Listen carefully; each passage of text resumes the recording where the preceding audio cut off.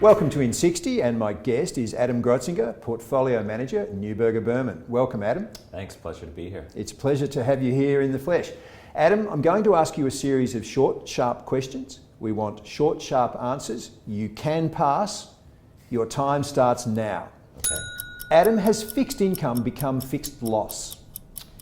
Year to date, yes. You've seen yields going up, bond prices going down, and that's meant most of fixed income this year has been negative. But the good thing is, as you reinvest proceeds and you look at new investment opportunities, fixed interest is now offering better yield on offer and better value. After the pandemic, do government debt and deficits still matter? Short term, perhaps not. That's not priced in the market. I think longer term, that's something we're going to have to grapple with. How much does excessive debt, derail or take away from future growth? Equity managers are often asked, what's most attractive at the moment, growth or value? Is the equivalent question to a bond manager credit or duration? Yeah, I think that would be fair. That's been the trade-off or the opportunity cost bond investors have had to think about. Is there better opportunity in government bonds and longer duration, or in credit instruments, which are generally shorter in life but bear credit risk? You went to the University of Vermont, Adam.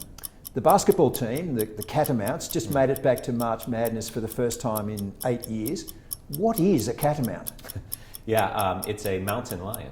The name sounds unfamiliar, but it's a mountain lion. Have you ever seen a catamount? I haven't. Elusive creature, and no, I haven't. What's the best investment you've ever personally made? I'd say investment in education. I think that's been important, and investment in the companies I've worked with and in the funds I've been involved in managing. And the worst? I'd say I've realized I'm not a short-term trader. So short-term focused trading type of investments haven't worked, but longer-term investment decisions have worked well for me. What's the first financial number you check when you wake up in the morning? I like to look at the recent economic data releases, get a pulse on how the economy is evolving and how that ties into the macro landscape and views we have. Is the 60-40 portfolio dead? It's changing. Clients are questioning it, and I think that's largely due to government bonds being less of a ballast for investors and how they calculate that into what is a balanced portfolio. In that context, has credit taken over the role that sovereigns used to have?